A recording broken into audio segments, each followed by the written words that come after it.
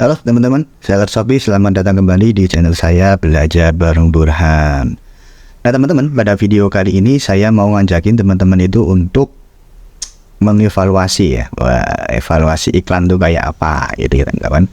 Mengevaluasi iklan, tapi nanti evaluasi ini sebenarnya nggak kayak gini sih, tapi sebagai gambaran aja. Yang pertama kali nanti kita tetap coba dulu pakai data yang ada di dashboardnya Seller Center Shopee gitu ya. Apakah iklan saya itu udah berjalan sesuai dengan apa yang saya mau atau belum gitu. Sebenarnya juga belum bagus-bagus banget ya, karena ini masih dalam masa idah masa idah ya.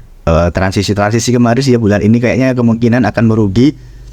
Kalaupun untung, paling untung tipis ya, karena di bulan ini itu saya berubah iklan ya, dari GMV tak balikin ke manual, kemudian tak balikin lagi ke GMV lagi gitu ya.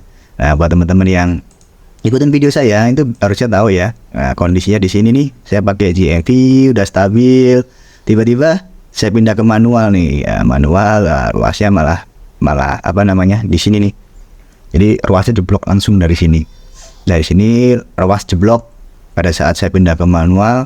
Kemudian saya pindah ke GMV lagi. Wah, ini dia masih masa training gitu, tapi udah lumayan meningkat ya, lumayan meningkat. Dan ini lihat nih, di akhir-akhir dia menyesuaikan gitu ya, karena memang kadang-kadang kondisi ROAS GMV itu dia suka menormalisasi. Kalau awalnya bagus, nanti di akhir terus jelek kayak gitu, tapi dalam rata-ratanya dia bagus. Atau kalau awalnya jelek, nanti dia jadi bagus gitu, tapi dalam rata-ratanya dia bagus gitu. Jadi problem itu sebenarnya bukan ROAS-nya teman-teman, karena si algoritma itu akan berusaha terus sambil belajar untuk menyesuaikan target ROAS-nya. Yang jadi masalah itu adalah konsumsi iklannya. Ya, apakah konsumsi iklannya itu udah sesuai dengan target saya atau tidak gitu ya.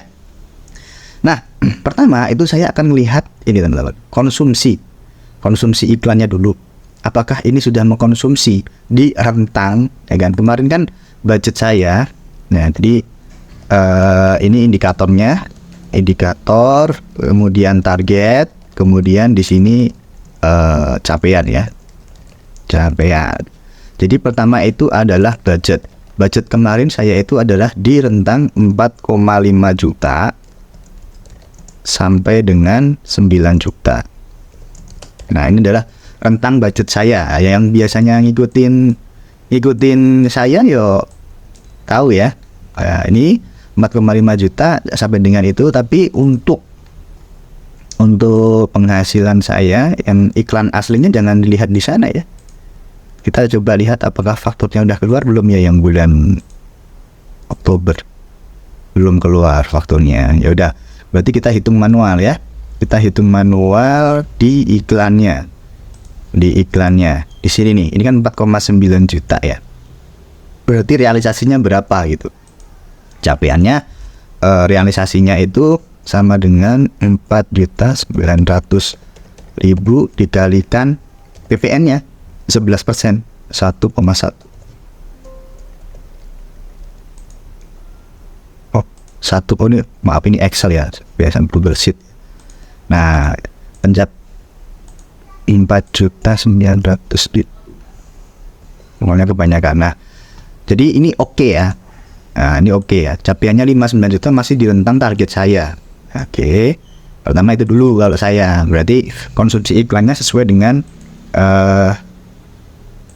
target apa yang saya buat gitu ya. Berarti ini terangannya oke gitu ya. Oke. Kemudian berikutnya adalah target ROAS. Target ROAS berapa ya? Target ROAS-nya di sini oke tidaknya nanti dilihat dari laba rugi sebenarnya teman-teman. Tapi biasanya dulu pada saat saya ngebuat ini, target ROAS saat ini tak rubah-rubah ya. Target ROAS saya itu di kisaran 6 ya. 5 apa 6 kemarin ya. Kita lihat aja ya di iklan-iklannya ya. Dan iklannya itu rata-rata target ROAS-nya berapa? Ya, ini di 5, ini di 6, ini di 6, Ini doi 6. Oke, 6 ya berarti ya. Berarti target ROAS-nya ada di angka 6. Terus mana? Nah, targetnya di angka 6, realisasinya secara global itu di angka 5,02, teman. 5,02. 5,02. Ya, ini 5,02. Aduh. 5,02. Ini keterangannya belum. Oke. Nah, tapi nanti kita lihat juga di bagian ROAS realnya ya teman-teman. ROAS realnya itu apakah beban marketing saya itu di angka 6% atau enggak. Karena target saya itu di angka 6%-an gitu. Seharusnya sih kemarin di rata-rata ya dari seluruh produk-produk saya itu dia target ROAS-nya di berapa kayak gitu. Tapi ini kan ada yang 5, ada yang 6. Jadi saya sebenarnya kalau ROAS-nya di angka 5 sampai 6 itu ya nggak masalah-masalah gitu ya. Kemudian kita lihat persentase klik. Persentase klik. Target saya pasti di angka 2%.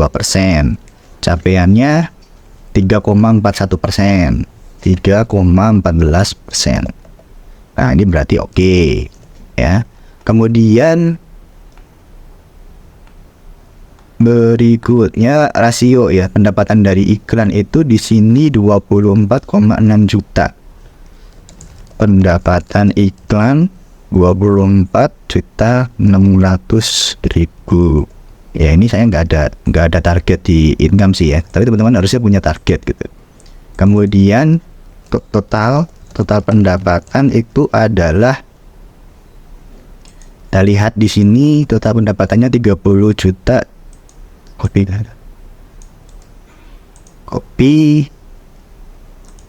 Aster di sini 30.700 tuh ya, sekian lah ya. Sekian. Kemudian ini berarti rasio pendapatan iklannya, kalau pengen tahu ya, pendapatan iklan biasanya kalau pakai GMV rasionya tinggi teman-teman.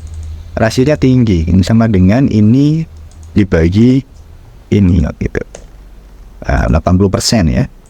80% itu dari iklan, 20% masih data seller center. Tapi ya, nanti kalau data realnya paling pendapatan iklannya sampai 90-an% gitu, bahkan hampir 100% biasanya. Tapi saya sih nggak masalah ya, nggak masalah. Yang penting masih untung atau enggak kayak gitu. Nah, kalau saya sebetulnya pada saat evaluasi bulanan gini, saya itu yang penting lihat ini ya nih. Yang penting tuh ini. Yang penting ini.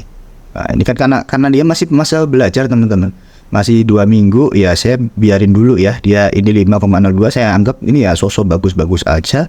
Jadi nggak ada masalah karena target saya emang di sana gitu. Di 5 atau 6, 5 sampai 6, dan ini 4,5 sampai 9 juta dia konsumsi 5,390 gitu ya. Nah, ini nanti kalau misalkan pendapatannya kurang bagus, ini bisa turun. Karena kemarin saya ngelakuin kesalahan yaitu mindahin teman-teman. Mindahin. Harusnya kalau misalkan ya, ini kan 6, udah 6, 7, 6, ya kan 6 ya, rata-rata udah 6 lah di sini itu. Rata-rata udah 6. Bakal bagus sampai akhir bulan gitu. Bakal bagus. Jadi gara-gara ini di sini nih. Di sini antara ya saya kan pengen tahu juga dengan di sini antara saya coba ke manual. Wah, manual langsung jadi 0,5.